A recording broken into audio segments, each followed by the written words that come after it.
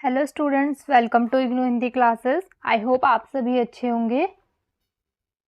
आज के इस वीडियो में हम BHDE 142 जिसका नाम राष्ट्रीय काव्य धारा है, ठीक है, ये आपके थर्ड ईयर का कोर्स कोड है।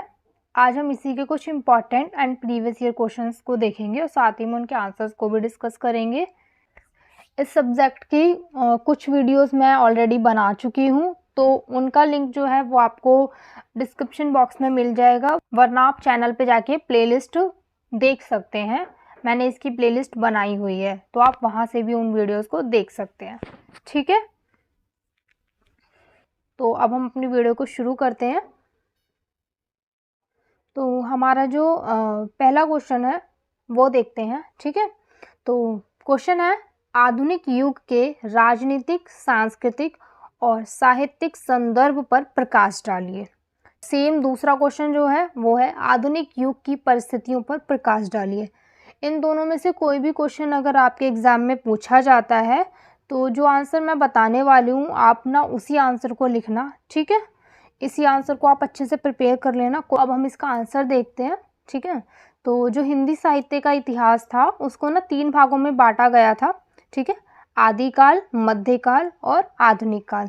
जो आदिकाल था उसका जो समय सीमा था वो था संवत 1050 से संवत 1375 तक, ठीक है। यहाँ तक जो है वो आदिकाल की समय सीमा मानी जाती है। इसके बाद जो मध्यकाल था उसे 2 भागों में बांटा गया था। पूर्ववर्ती भाग जिसे हम पूर्व मध्यकाल भी कहते हैं, ठीक है, और दूसरा था उत्तरवर्ती भाग जिसे हम उत्तर मध्यकाल कहते हैं, ठीक है। तो जो पूर्ववर्ती भाग था उसे हम भक्ति काल कहते हैं, ठीक है। पूर्ववर्ती भाग जिसे पूर्व मध्यकाल कहा गया है उसे हम भक्ति काल का नाम देते हैं, और इसकी जो समय सीमा है वो है संवत 1375 से संवत 1700 तक। और वहीं अगर हम इसका दूसरा काल देखते हैं, वहीं अगर हम इसके दूसरे भाग की बात करते हैं जो उत्तरवर्ती काल है जिसे हम उत्तर मध्य काल भी कहते हैं, इसको नाम दिया गया था रीतिकाल, और इसकी जो समय सीमा है वो है संवत 1700 से लेकर संवत 1900 तक।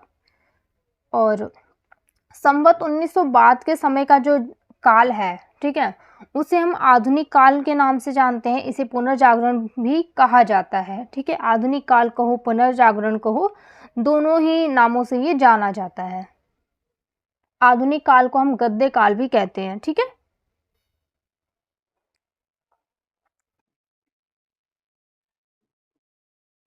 इसके अंदर हम आधुनिक युग की परिस्थितियों की बात करेंगे। तो परिस्थितियों से पहले हमें जान लेना चाहिए कि आधुनिक युग से जब शुरू हो रहा था उससे पहले का जो समय चल रहा था उस समय क्या चीज़ें चल रही थी, ठीक है। थोड़ा सा उसका पृष्ठभूमि जान लेना ज़रूरी है हमारे लिए कि आधुनिक काल किस तरह से शुरू हुआ, उसकी परिस्थितियाँ क्या थी, उसको जानना है। तो उससे पहले हमें उससे पहले वाला जो समय काल था रीतिकाल, उसके बारे में थोड़ा जानना पड़ेगा, ठीक है। तो आधुनिक काल से पहले कौन सा काल था? रीतिकाल, ठीक है। तो रीतिकाल के बाद हिंदी साहित्य के अंदर ना 2 परिवर्तन आए थे, ठीक है। विषय के दृष्टिकोण से श्रृंगार परकता का स्थान जो था वो सामाजिक सरोकार ने ले लिया था। देखो, जो रीतिकाल था, रीतिकाल के अंदर क्या था, श्रृंगार परक रचनाएं की जाती थी, ठीक है। लेकिन रीतिकाल के बाद जो क्या कहते हैं साहित्य लिखा गया, जो विषय था साहित्य का, वो श्रृंगार परक ना होकर समाज से जुड़ गया था। वो जो रचनाएं लिखी जाती थी जहाँ पे श्रृंगार की प्रधानता हमें देखने को मिलती है, श्रृंगार परक रचनाएं होती थी। वहीं जब आधुनिक काल आया, रीतिकाल के बाद जब साहित्य में परिवर्तन आया, तो जो श्रृंगार परक रचनाएं हुआ करती थी उनका स्थान किसने ले लिया था? समाज ने ले लिया था, ठीक है। उसके बाद क्या था, समाज में क्या चल रहा है उससे जुड़ी रचनाएं लिखी जाने लगी थी, ठीक है।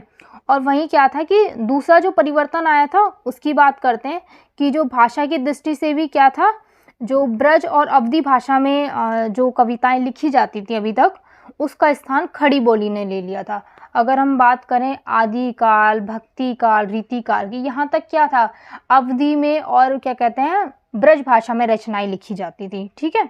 और वहीं अगर हम आधुनिक काल की बात करते हैं तो जब उसकी शुरुआत होती है तो उसके अंदर जो खड़ी बोली थी, खड़ी बोली हिंदी थी, उसने स्थान ले लिया था। आधुनिक काल के अंदर ब्रज भाषा और अवधी में रचनाएं नहीं होती थी, कविताएं नहीं लिखी जाती थी। उनका स्थान खड़ी बोली ने ले लिया था। ठीक है, नारी स्वतंत्रता, अछूतोद्धार, ठीक है, शिक्षा का महत्व, श्रम का महत्व, मानव की समानता आदि मूल्यों का साहित्य में प्रादर्पण इसी युग में हुआ। अब जो आधुनिक युग था उसके अंदर किन किन विषयों के ऊपर रचनाएं लिखी गई, ठीक है, किन किन विषयों पर रचनाएं लिखी गई, नारी की स्वतंत्रता पर बात की गई, ठीक है, जो अछूत चलती थी, छुआछूत वाली जो चीज़ें चलती थी समाज में, ऊंच नीच वाला जो भेदभाव था उसको विषय बनाया उन्होंने। जो कवि थे उन्होंने उन चीज़ों को विषय बनाया। शिक्षा के महत्व पर बात की उन्होंने, श्रम का महत्व बताया अपनी रचनाओं के माध्यम से, मानव समानता की बात की। ये जो कुछ मूल्य थे इन पर साहित्य लिखा जाने लगा।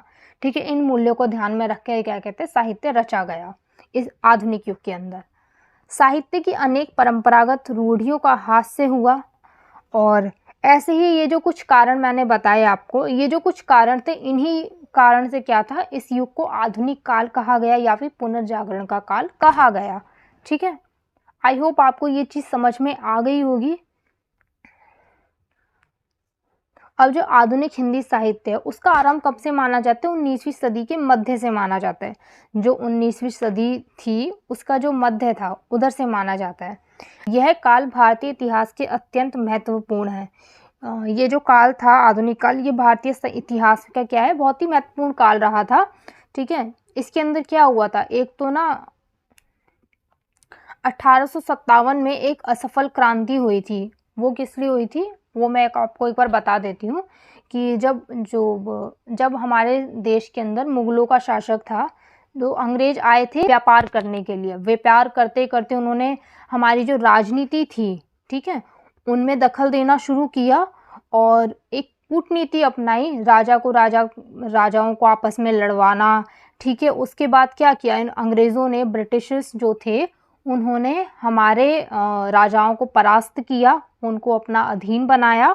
ठीक है, हमारे पूरे भारत को क्या था, अपने अधीन बनाया अपना, और हमारे देश पर राज करने लगे। ठीक है, ब्रिटिशर्स का था, जो ब्रिटिश कंपनी थी उनका राज था। अब जो इंग्लैंड था उसमें एक क्रांति हुई थी, ठीक है, इंग्लैंड के अंदर। तो उस क्रांति की वजह से क्या था, हमारे जो देश था उसका शोषण होने लगा था।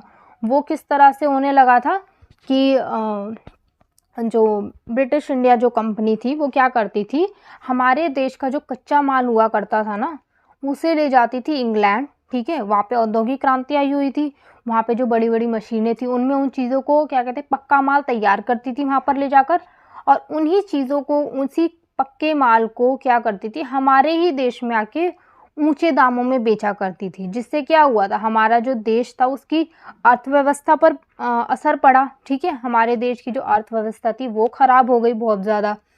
अब आप ही सोचो कि जब हमारे ही देश का जो कच्चा माल है वो सस्ते दामों पर बाहर जा रहा है और वहाँ से वो बनकर आ रहा है, उसके बाद उसी माल को वो क्या करते थे, हमारे ही देश में ऊंचे दामों में बेच रहे हैं, तो इससे अर्थव्यवस्था तो खराब होगी ही। तो ये जो चीज़ें चल रही थी ना, इसके बाद क्या था, लोगों के अंदर ना एक असंतोष पैदा हो गया था, और लोगों ने, जो जनता थी, भारतीय जनता, उन्होंने ना एक जन विद्रोह किया था सन 1857।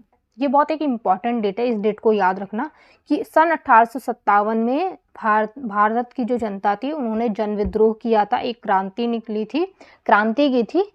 और इसी क्रांति की वजह से क्या हुआ था, जो रानी विक्टोरिया थी, हमारे देश का जो शासन था वो ब्रिटिश कंपनी के हाथों से जाकर रानी विक्टोरिया के हाथों में चला गया था। ठीक है, और रानी विक्टोरिया ने कुछ वादे किए थे, झूठे वादे कहते हैं जिन्हें हम। ठीक है, एक पत्र निकाला था, घोषणा पत्र, और इसके अंदर ना काफ़ी सारी चीज़ें बोला था कि जो भी चीज़ें होंगी वो देश के हित के लिए की जाएंगी। ठीक है, सरकारी नौकरी दी जाएगी, उच्च शिक्षा दी जाएगी, कोई भेदभाव नहीं किया जाएगा। कुछ ऐसी बातें थी जो उस घोषणा पत्र में की गई थी। और ये जब चीज़ें, जो भारत की जो जनता थी, उन्होंने जब ये चीज़ देखी तो उन्हें विश्वास हो गया कि हाँ, अब हमारा देश जो है वो ठीक हो जाएगा। तो जो क्रांति शुरू हुई थी ना सन 1857 की, वो यहीं पर ही ख़त्म हो गई थी, और इसीलिए ये जो क्रांति है उसे हम असफल क्रांति कहते हैं। 1857 की जो क्रांति थी वो असफल इसी वजह से हुई थी। और इसके बाद क्या था, जो अंग्रेजी सत्ता थी उसका पूरी तरह से हमारे देश के ऊपर शासन हो चुका था। जो सामंती भारत था वो समाप्त हो रहा था और औपनिवेशिक दासता के साथ क्या था, पूंजीवादी समाज का भी निर्माण हो रहा था। अंग्रेजों ने जिस आधुनिक शिक्षा की शुरुआत की उसने भारत के नए बुद्धिजीवी वर्ग को अपने अतीत, वर्तमान और भविष्य के बारे में सोचने को प्रेरित किया। अब इसके बाद अंग्रेजों ने क्या किया था कि आधुनिक शिक्षा की शुरुआत की थी, ठीक है। तो उससे जो हमारे देश के जो लोग थे, बुद्धिजीवी जो वर्ग थे नए, उन्होंने वो लोग अपना हमारा जो अतीत था, हमारा जो वर्तमान, हमारा जो चल रहा है और आगे जो हमारा भविष्य होगा उसके बारे में सोचना शुरू कर दिया कि हम अतीत में किस तरह से थे और हमारा वर्तमान कैसा हो गया, कितना दयनीय हो चुका है अभी, और अगर ऐसा ही चलता रहा तो हमारा भविष्य कितना ही खराब होगा। इस तरह की चीज़ें उन्होंने सोचनी शुरू की बुद्धिजीवी वर्ग ने। और आधुनिक हिंदी साहित्य का संबंध इन्हीं नए परिवर्तनों से है, ठीक है। जो आधुनिक हिंदी साहित्य है इसका संबंध क्या है, ये जो परिवर्तन हुए हमारे देश में इन्हीं परिवर्तनों से रहा, ठीक है। तो और अब हम देखते हैं आधुनिक काल की परिस्थितियाँ। तो आधुनिक काल की जो पहली परिस्थिति है वो आती है राजनीतिक परिस्थिति, ठीक है। सबसे पहले हम इसको देखते हैं। आधुनिक काल का आरंभ संवत 1900 या 1843 ईस्वी से माना जाता है, ठीक है। यह समय अंग्रेजों के विरुद्ध बढ़ रहे असंतोष का समय था।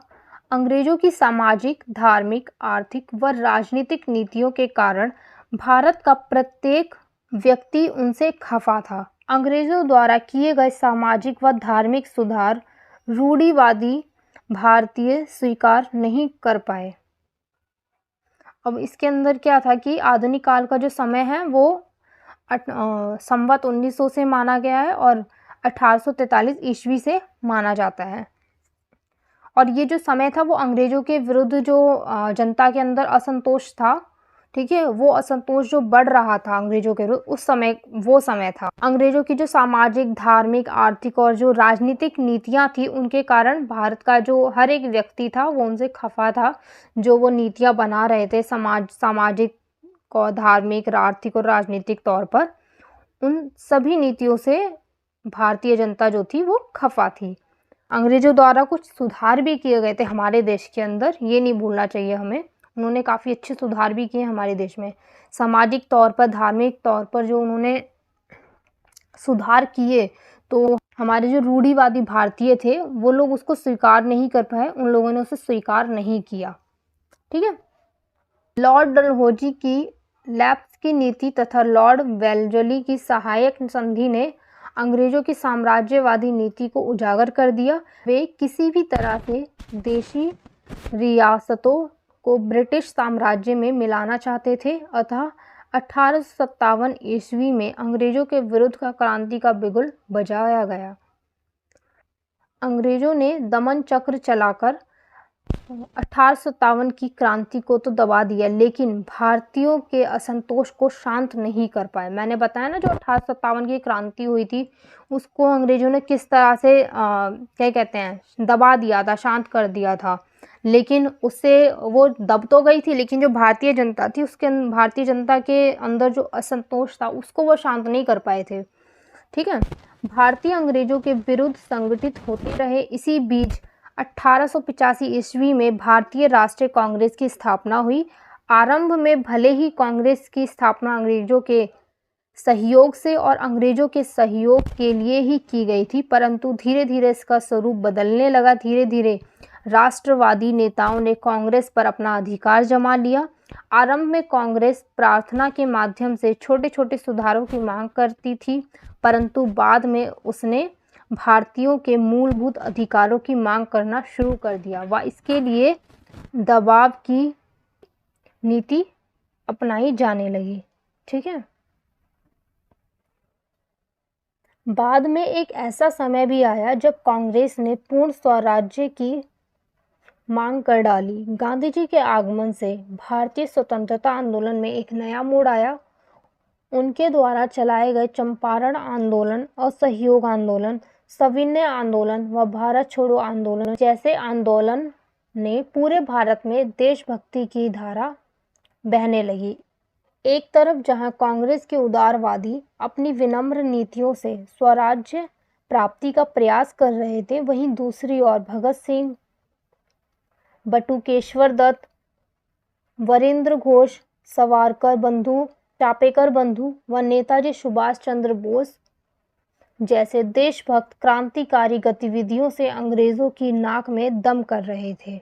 जहां एक तरफ अंग्रेजों के विरुद्ध आंदोलन से पूरे देश में एकजुटता के अनेक उदाहरण मिलते हैं, वहीं अंग्रेजों की फूट डालो और राज करो की नीति के कारण सांप्रदायिक खाई भी बढ़ती जा रही थी, जिसके भयंकर परिणाम भारत की स्वतंत्रता के समय हुए, जिसमें हमने न केवल भारत की अखंडता को खो दिया बल्कि मानवता के उन मूल्यों को भी खो दिया जिस पर हम गर्व किया करते थे।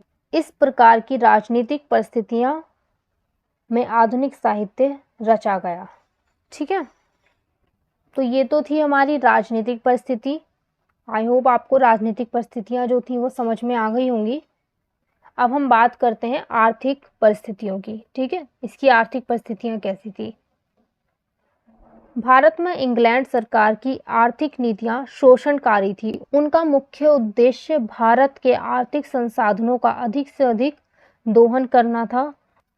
वे यहाँ से कच्चा माल सस्ते दामों में इंग्लैंड लेके जा रहे थे और वहां पर तैयार माल भारत में महंगे दामों में बेच रहे थे। इस प्रतिस्पर्धा के सामने भारतीय उद्योग धंधे टिक नहीं पा रहे थे। परिणाम स्वरूप भारतीय कारीगर बेकार हो रहे थे और रोजगार की तलाश में शहरों की ओर भाग रहे थे। शहरों की जनसंख्या बढ़ने लगी। भारतीय किसान, मजदूर, व्यापारी, कारीगर आदि सभी अंग्रेजों के शोषण का शिकार थे। अतः सभी संगठित होकर अंग्रेजों के विरुद्ध खड़े होने लगे थे। भारतीय अर्थव्यवस्था को दुरुस्त करने के लिए स्वदेशी आंदोलन की शुरुआत हुई। खादी का प्रचार इसी आर्थिक शोषण के विरोध का एक रूप था।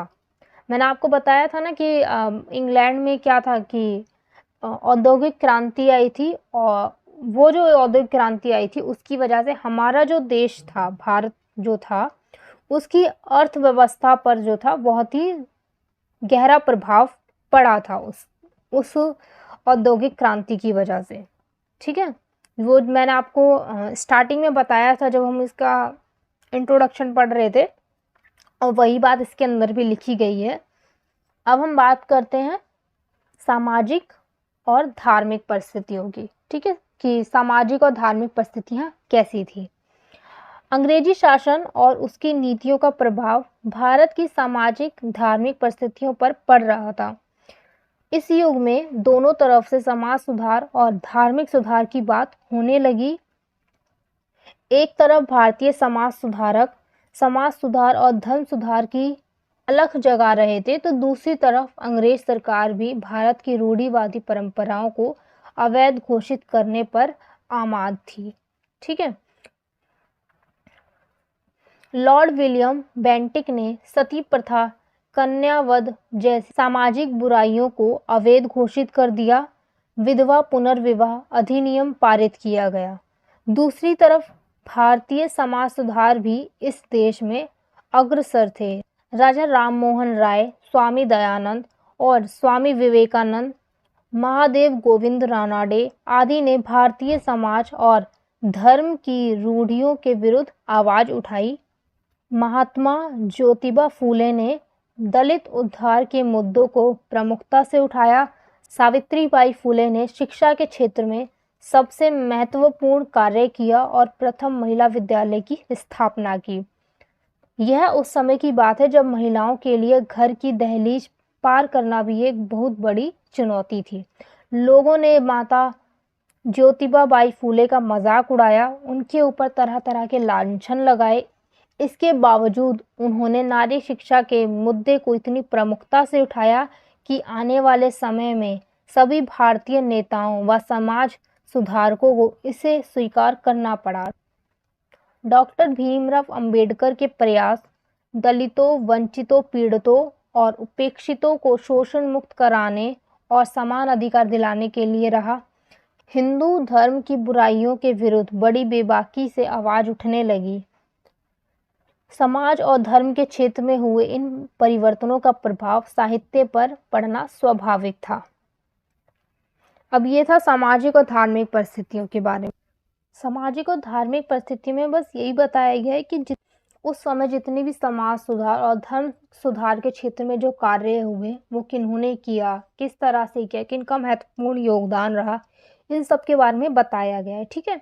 अंग्रेज जो थे उन्होंने क्या किया था, कई सारी जो रूढ़िवादी परंपराएं थी उन पर बैन लगा दिया था। ठीक है, बंद करवा दी थी उन चीज़ों को, और कई अच्छी चीज़ें भी करवाई थी, लेकिन ये सिर्फ अंग्रेज़ों ने नहीं करवाई थी।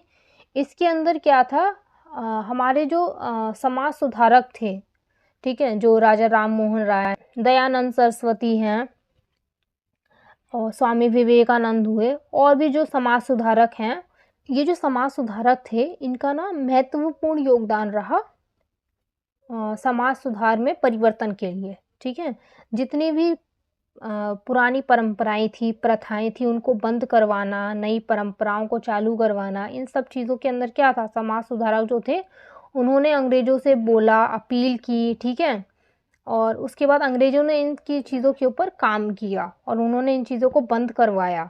शिक्षा के क्षेत्र की अगर हम बात करते हैं तो सावित्रीबाई फुले का नाम आता है। उन्होंने ही क्या कहते हैं, सबसे पहले महिला विद्यालय की स्थापना की थी। अब जो हमारे समाज के जो दलित लोग थे, जो वंचित थे, उपेक्षित जो लोग थे, ठीक है, जो जिनके साथ जो समाज जो था वो छुआछूत और भेदभाव किया करता था, उस चीज़ के क्षेत्र में नाम अगर हम बात करें, उस चीज़ को ख़त्म करने का जो काम किया वो थे डॉक्टर भीमराव अंबेडकर। इनके ही प्रयास से जो दलित वर्ग था, जो पीड़ित लोग थे, जो उपेक्षित लोग थे, उनको क्या था, उनको उनके अधिकार दिलाए गए। ठीक है, समान अधिकार दिलाए गए, उनके साथ जो शोषण किया जाता है ना, उनसे उनको मुक्ति दिलाई गई। ठीक है, अब हमने इसके अंदर देख लिया सामाजिक और धार्मिक परिस्थितियों के बारे में। ठीक है, अब हम देखते हैं साहित्यिक परिस्थिति कि साहित्यिक परिस्थितियाँ कैसी थी। आधुनिक युग का साहित्य बदलते युग का साहित्य है। इस युग के आरंभ में वहाँ समाज सुधार, धर्म सुधार और स्वतंत्रता महत्वपूर्ण मुद्दे थे। बाद में यह मुद्दा व्यक्ति की समस्याओं पर केंद्रित होने लगा। आधुनिक युग का साहित्य आम आदमी का साहित्य बन गया। अब साहित्य का मुख्य उद्देश्य राजाओं के गुणगान और राज दरबार की शोभा का वर्णन करना नहीं, बल्कि समाज की यथास्थिति का वर्णन करना बन गया है। ठीक है, आधुनिक युग से पहले जो साहित्य लिखा जाता तो उसके अंदर क्या होता, राजा का गुणगान किया जाता था, उनके दरबार का वर्णन किया जाता था। ठीक है, उनकी वीरता की बात की जाती थी राजा की। जैसे जैसे युग बदला तो जो साहित्य था उसका भी जो स्वरूप था वो बदल चुका था। अब इस समय क्या था, साहित्य के अंदर क्या लिखा जा रहा था कि वो व्यक्ति जो समस्याएं थी ना उन पर केंद्रित था साहित्य, कि समाज में जो व्यक्ति है वो किस समस्या से जूझ रहा है, उसको क्या है साहित्य का विषय बनाया गया, उस चीज़ के ऊपर साहित्य लिखा गया आधुनिक युग के अंदर। अब आधुनिक युग में राजाओं का गुणगान नहीं हो रहा था, ठीक है, उनके दरबारी शोभा का वर्णन नहीं हो रहा था, उनकी वीरता का वर्णन नहीं हो रहा था। इसके अंदर जो समाज में रहने वाला जो व्यक्ति था ना, उसकी समस्याओं की बात की गई इसके अंदर, आधुनिक साहित्य के अंदर। ठीक है, जैसा समाज था, जो जो चीज़ें समाज में चल रही थी, वैसा ही वर्णन साहित्य के अंदर हमें देखने को मिलता है। ठीक है, और ये बोलते हैं ना कि साहित्य जो होता है वो समाज का दर्पण होता है। जैसे कोई अगर युग चल रहा है, ठीक है, तो उस युग में जो चीज़ें चल रही हैं वही साहित्य के अंदर आपको देखने को मिलेगा। इसके बाद आगे है भारतेंदु युग, जहाँ पुनर्जागरण और देश प्रेम की भावना को लेकर आया। वहीं द्विवेदी युग में इन भावनाओं के साथ साथ भाषागत शुद्धता पर बल दिया जाने लगा। छायावाद मनुष्य के अंतर्मन की भावनाओं को अभिव्यक्ति देने लगा और प्रगतिवाद साम्यवादी विचारधारा के साथ लिखा गया, जिसमें मजदूर, दलितों और किसानों की बात कही गई।